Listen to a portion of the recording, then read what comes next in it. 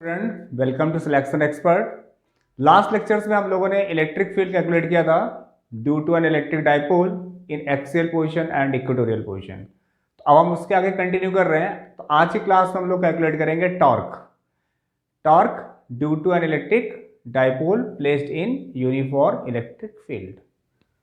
सो calculate हम करेंगे torque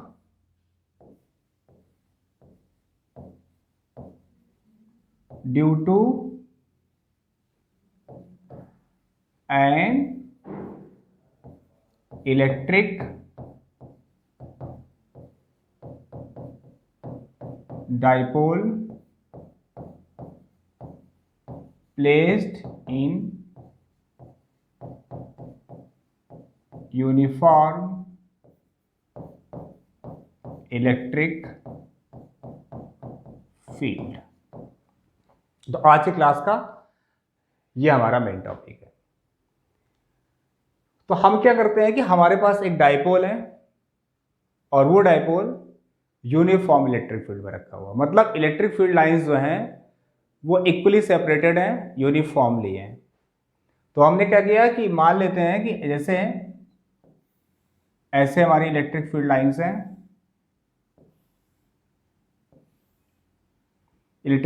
हैं, तो ये हमारा डायरेक्शन हो गया इलेक्ट्रिक फील्ड लाइंस का, और मैंने मान लिया जो इलेक्ट्रिक फील्ड है वो ई है। और इस इलेक्ट्रिक फील्ड में this is uniform electric field. हमारी ई कैसी है, जो इलेक्ट्रिक फील्ड है वो कैसी है, यूनिफॉर्म है।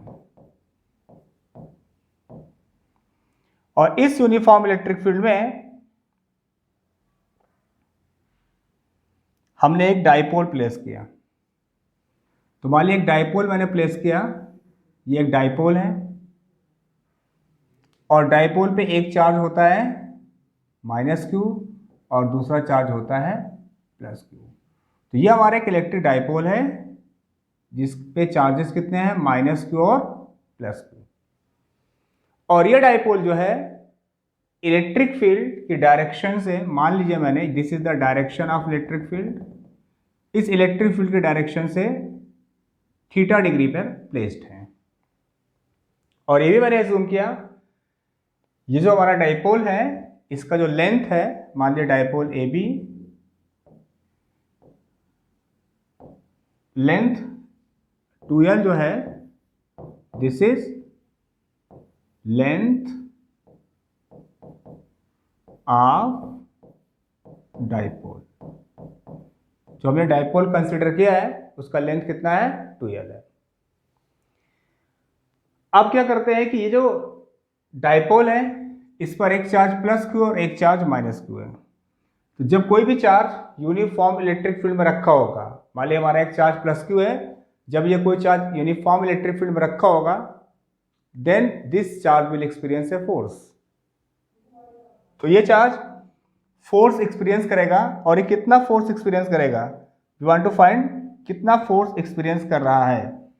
तो ये इस पर एक फोर्स लग रहा होगा, तो इस पर इसी डायरेक्शन में एक फोर्स लग रहा होगा, F = Q × E, force = charge × electric field.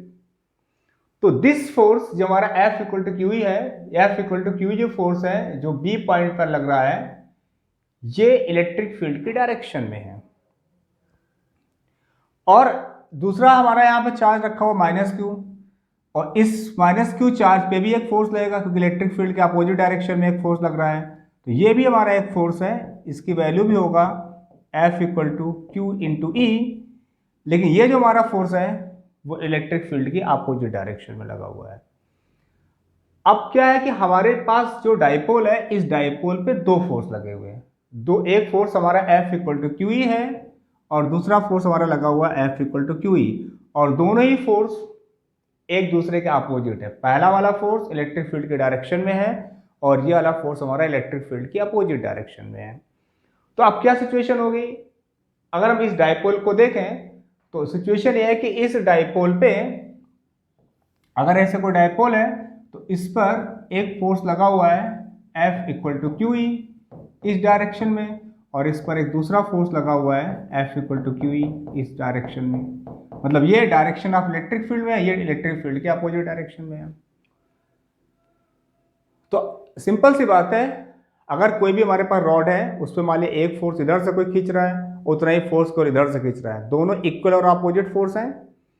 तो अगर दोनों ही इक्वल और अपोजिट फोर्स हैं तो नेट फोर्स अगर हम बात करें कितना इस पर है, तो नेट फोर्स तो हमारा इस पर कितना हो गया, जो डाइपोल पे जो नेट फोर्स है, नेट फोर्स तो जीरो हो गया।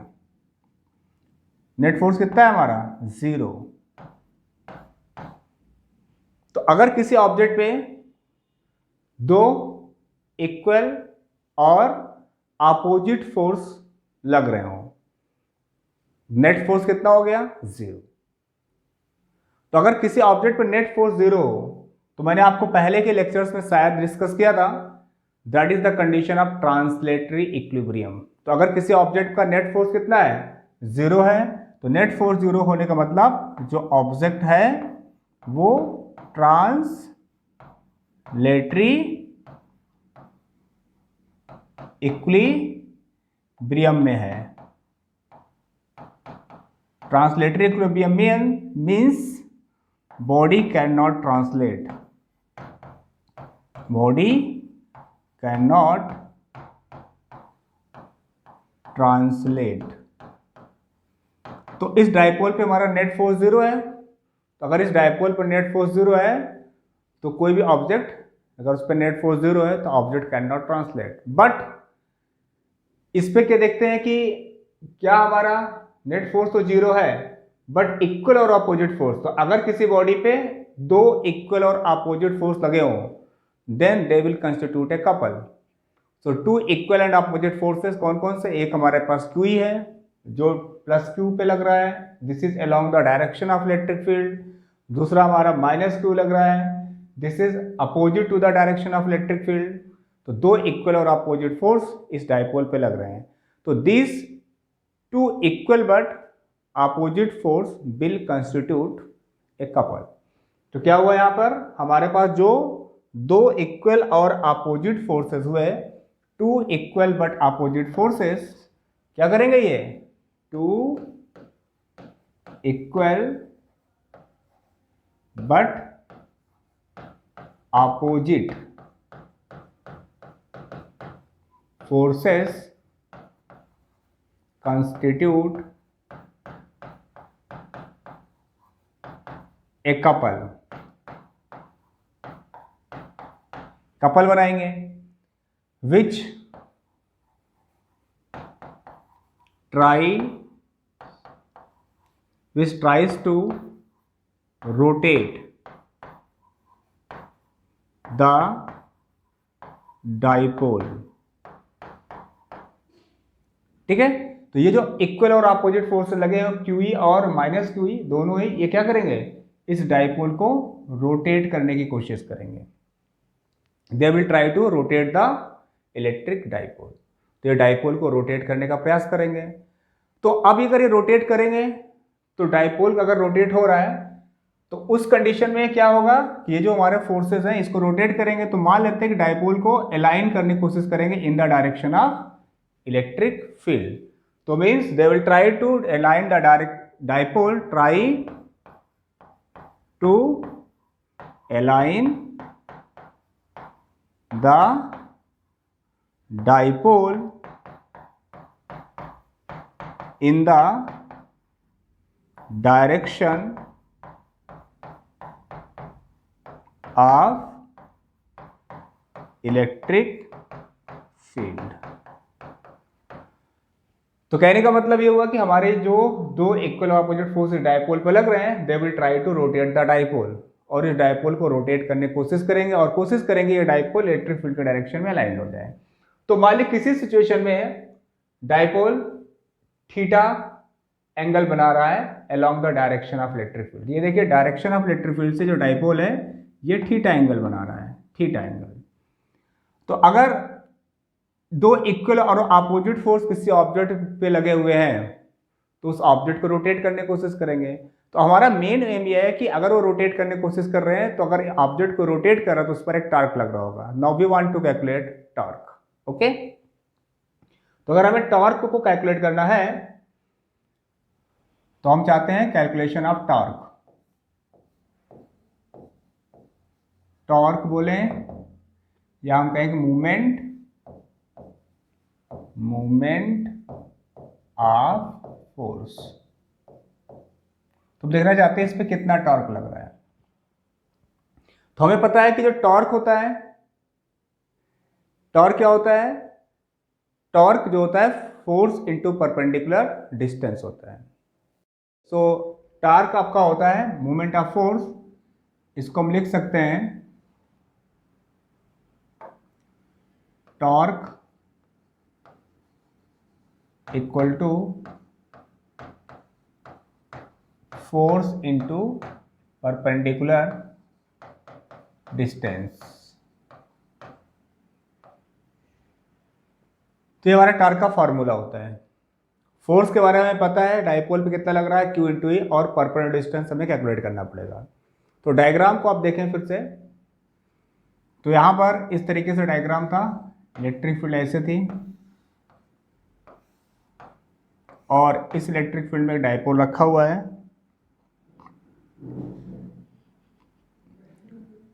ये डाइपोल है, तो ये डाइपोल मान लीजिए उसका चार्ज -Q है और इस पे चार्ज है +Q था। तो इस डाइपोल की, ये जो डाइपोल है इलेक्ट्रिक फील्ड से एंगल बना रहा है थीटा। डाइपोल इलेक्ट्रिक फील्ड से एंगल बना रहा है थीटा, और टोटल जो लेंथ है डाइपोल का वो कितना है? 2L। ये पूरा है आपका 2L। 2L क्या है? लेंथ आपका डाइपोल है। तो मैं देखना चाहता हूं कि इसको हमने ए बोला, ये हमारा पॉइंट बी है, ये तो इलेक्ट्रिक फील्ड की डायरेक्शन थी, और फोर्स ऐसे लगा हुआ था Q इंटू ई, और यहाँ पे भी इधर फोर्स लगा हुआ है Q इंटू ई। तो अगर हम इस पे परपेंडिकुलर ड्रॉ करें एक, और इसको हम बोलते हैं सी पॉइंट, तो जो हमारा BC डिस्टेंस है B से लेकर के C तक, इसकी वैल्यू कितनी होगी ये देखना चाहिए। अगर ये एंगल थीटा है तो ये भी थीटा ही होगा। तो ट्रिग्नोमेट्री से हम सिंपल ट्रिग्नोमेट्री से हमें पता है कि साइन थीटा की वैल्यू कितना हो जाएगा यहाँ पे? परपेंडिकुलर BC अपॉन AB,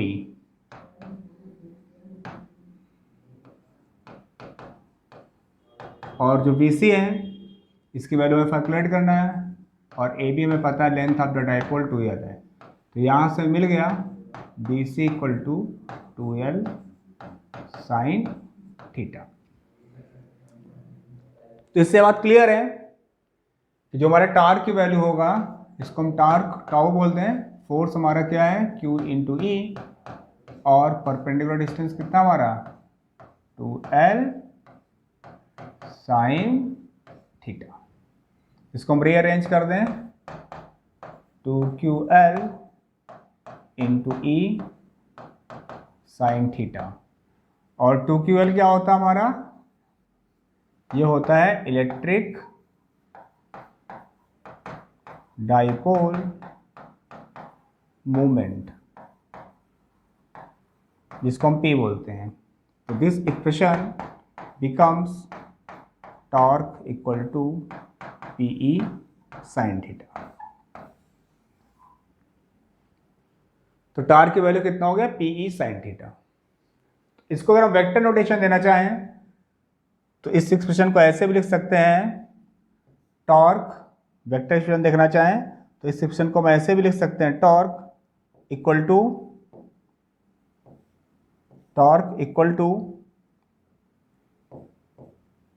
क्या लिख सकते हैं?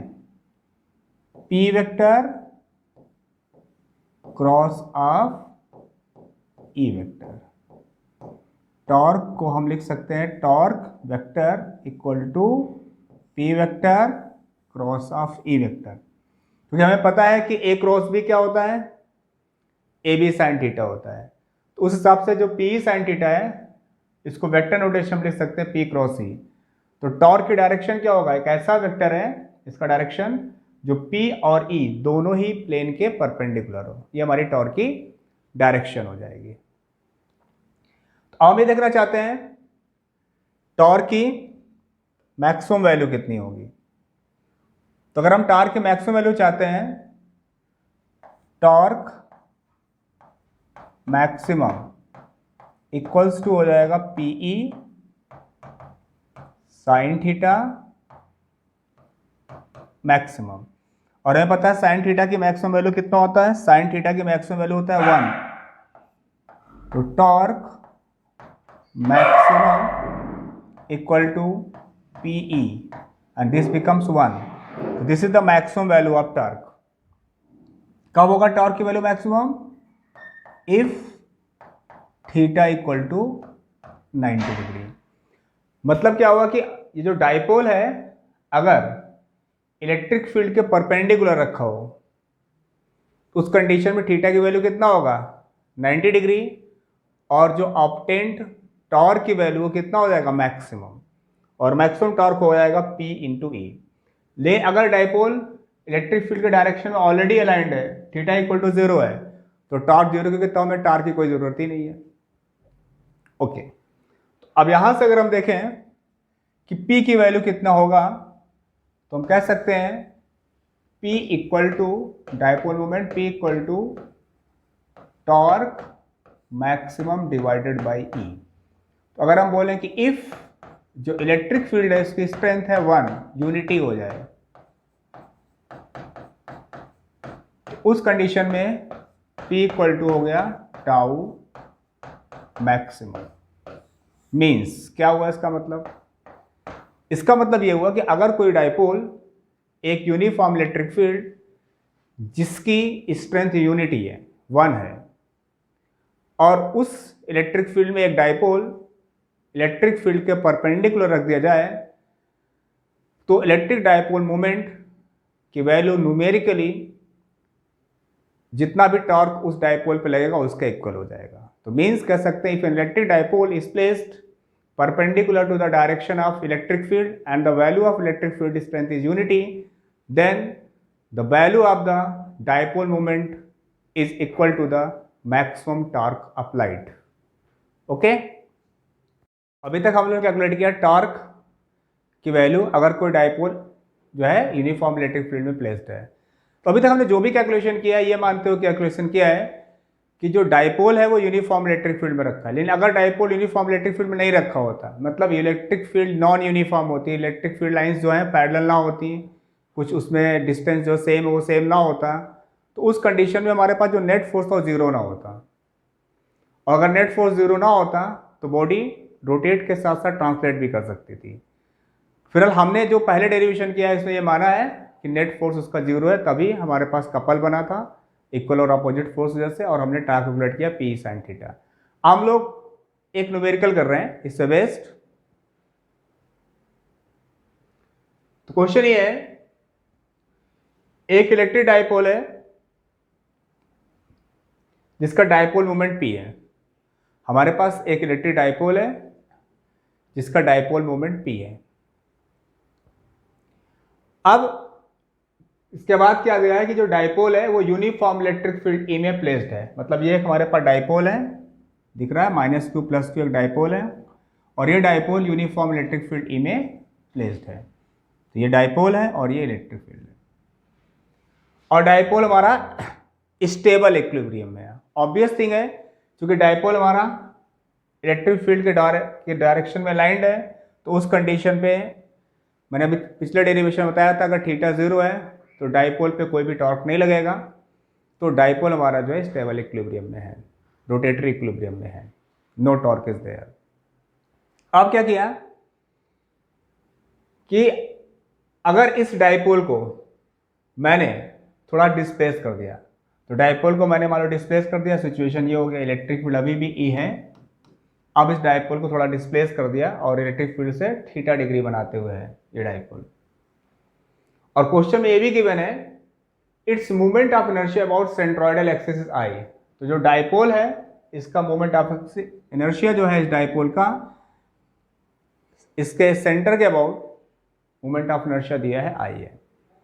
तो अब क्वेश्चन है कि अगर इस डाइपोल को जो पहले स्टेबल इक्विलिब्रियम में था, अगर इसको थोड़ा डिस्प्लेस कर दें, क्योंकि पहले टॉर्क 0 था, अगर उसको थीटा एंगल पे डिस्प्लेस कर दें तो हमें पता है कि हमारे पास एक टॉर्क आ जाता है।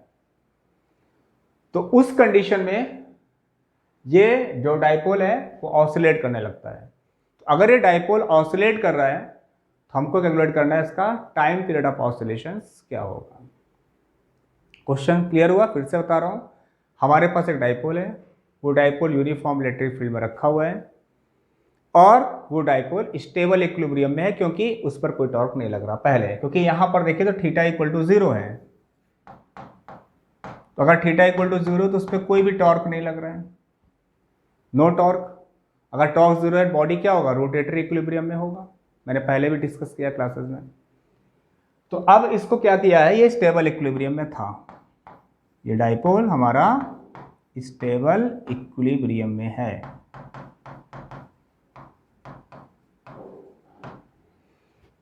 अब इस डाइपोल को क्या किया, डिस्प्लेस कर दिया। मान लिया डाइपोल को हमने जो डाइपोल को डिस्प्लेस कर दिया ऐसे, और ये डाइपोल अब इलेक्ट्रिक फील्ड से थीटा डिग्री बना रहा है।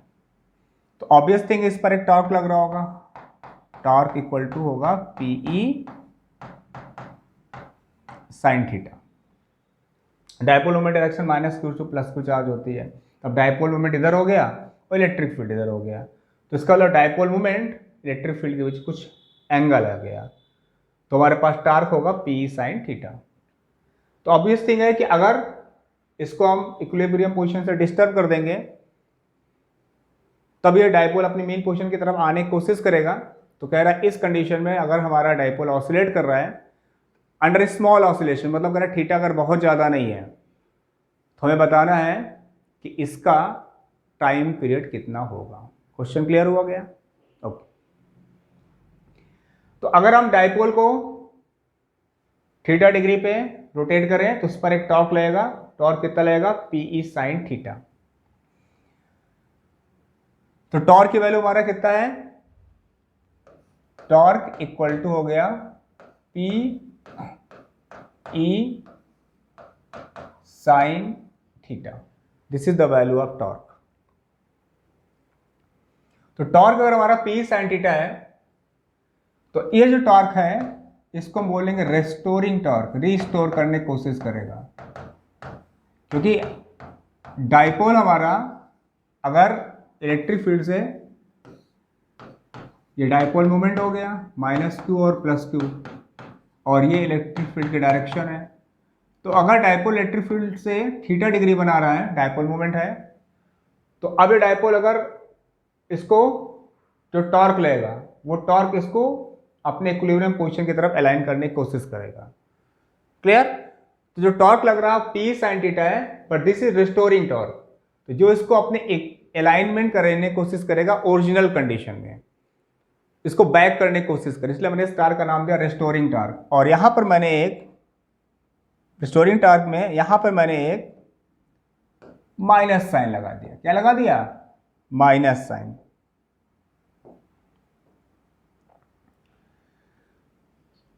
ओके। क्वेश्चन में कहा है कि थीटा बहुत स्मॉल है फॉर स्मॉल ऑसिलेशंस। तो अगर हम फॉर स्मॉल ऑसिलेशन की बात करें, फॉर स्मॉल थीटा, अगर थीटा बहुत छोटा हो तो साइन थीटा की वैल्यू कितना हो जाता है? थीटा। बेटा सिंपल सी बात है, आप लोगों ने मैथमेटिक्स में ही पढ़ा होगा, limit theta tends to 0 sine theta upon theta equals to 1। Under this condition our sine theta becomes theta. Small condition, अगर एंगल स्मॉल हो तो साइन थीटा और थीटा सेम हो जाता है। ओके। तो इस टॉर्क को हम क्या लिख सकते हैं? Minus P E into theta. ये हमारा कैसा टॉर्क है? ये हमारा रेस्टोरिंग टॉर्क है, रेस्टोरिंग टॉर्क, जो डाइपोल को अपने ओरिजिनल कंडीशन में लाने की कोशिश करता है। अब हमें भी पता है कि अगर रोटेशन के केस में टाउ इक्वल टू होता आई इंटू अल्फा, जहां पर टॉर्क है, ये टाउ का मतलब क्या है, टॉर्क है। अल्फा हमारा क्या होता है, एंगुलर एक्सेलरेशन होता है।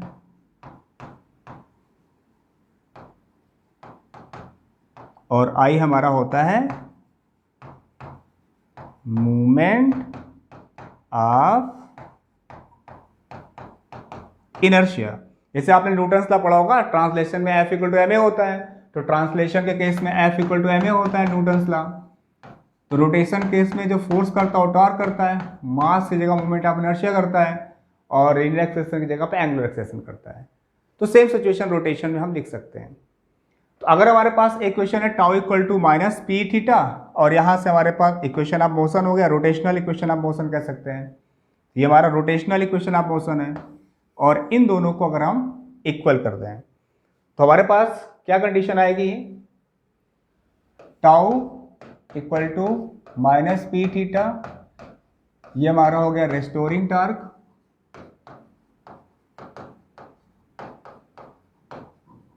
और टाउ इक्वल टू हो गया आई अल्फा, ये हमारा हो गया इक्वेशन ऑफ रोटेशनल मोशन।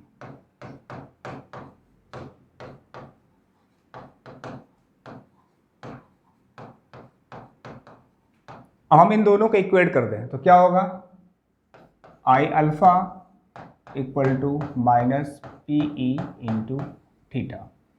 तो इससे अल्फा की वैल्यू कितना हो गया, minus P E upon I into theta.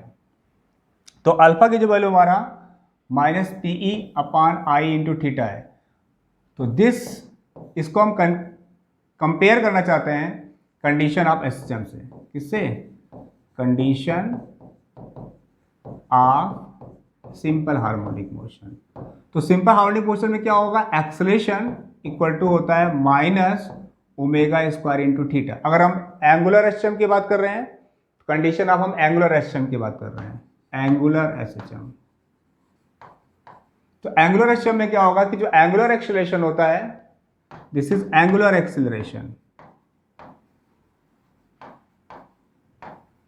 Acceleration, ये हमारा है एंगुलर डिस्प्लेसमेंट थीटा।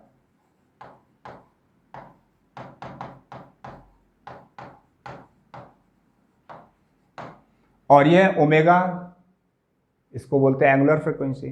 तो अगर आप इसको ध्यान से देखें तो यहां पे अल्फा में जो ये टर्म लिखा हुआ है, यही तो लिखा हुआ alpha equal to minus omega square into theta type का।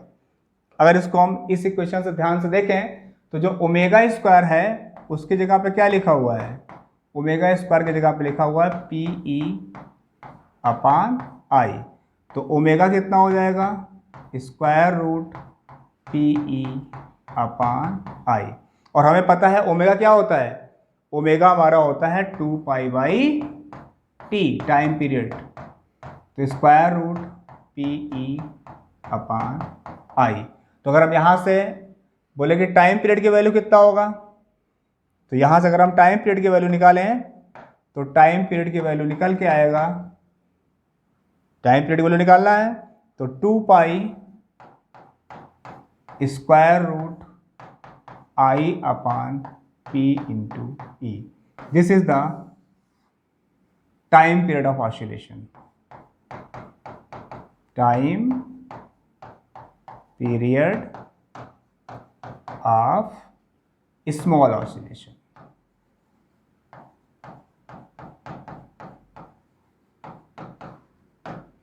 तो अगर आप इस क्वेश्चन को ध्यान से देखें तो आपको ये बात समझ में आ रहा है कि अगर कोई भी डायपोल यूनिफॉर्म इलेक्ट्रिक फील्ड में रखा हुआ है, डायपोल जो है इलेक्ट्रिक फील्ड के डायरेक्शन में है, स्टेबल इक्विलिब्रियम में, उसमें कोई एक्सटर्नल टॉर्क, कोई भी टॉर्क नहीं लग रहा है, ठीक है। लेकिन अगर उसको हम इक्विलिब्रियम से थोड़ा डिस्टर्ब कर दें, थीटा डिग्री घुमा दें, डायपोल मूवमेंट और इलेक्ट्रिक फील्ड के बीच में एंगल हो गया थीटा डिग्री, तो उस कंडीशन पे एक टॉर्क लगेगा, जो टॉर्क उस डायपोल को अलाइन करने की कोशिश करेगा टुवर्ड्स द मीन पोजीशन, या इसको original direction of electric field में अलाइन करने की कोशिश करेगा, तो उस टॉर्क को हम बोलेंगे minus P sine theta, that is restoring torque. फिर हम क्या करेंगे, tau equal to I alpha, हमारे पास क्या होता है इक्वेशन ऑफ रोटेशनल मोशन, दोनों को इक्वेट कर दे, बट हमने बताया कि स्मॉल ऑसिलेशन के लिए साइन थीटा की वैल्यू थीटा हो जाता है। दोनों इक्वेशन इक्वेट किया और इससे हमारा रिजल्ट आया ये, और इसको हमने कंडीशन ऑफ एंगुलर एसएम से कंपेयर किया तो हमारे पास ओमेगा की वैल्यू आ गई, और इससे हमने क्या निकाल लिया, time period of small oscillation. So we will continue in next lecture after this.